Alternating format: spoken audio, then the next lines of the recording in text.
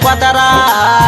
कारगिलो में पानी छै डूबल छै क्वादरा कारगिलो में पानी छै महनपुर के बढ़ल परेशानी छै पानी छै सबके भेल बुरा कहानी छै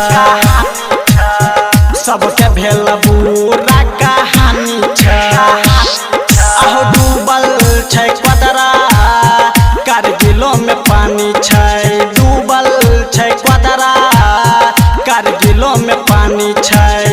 महनपुर के बढ़ल परेशानी छै पानी छै सबके भेल बुरा कहानी छै सबके भेल बुरा कहानी छै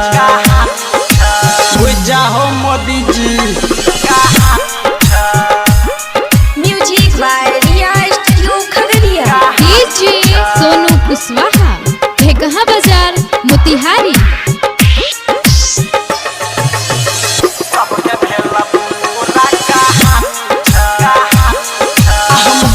करे छै कुछ हो सभे भेल छै दुख हो घर में नहीं छै राशन पानी डिबियो बड़े धुका धुक हो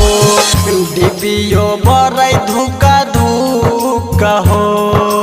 डूबै छै सभे मैया कोसी महारानी छै सबके बढ़ल परेशानी छै पानी छै सबके भेल बुरा कहानी छै सबके भेल बुरा कहानी छै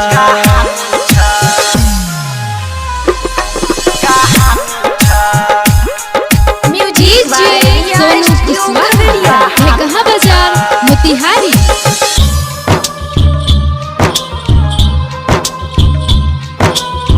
सबके भेल बुरा कहानी छै कहै छै बिरधन बिहारी हो घर में घुसल छ पानी हो लल्लू लोटा डीजे बरून झेलै छा परेशानी हो झेलै छा परेशानी हो मोदी जी के नायाब कटतै जिंदगानी हो घर में खाना नहीं पानी छै पानी छै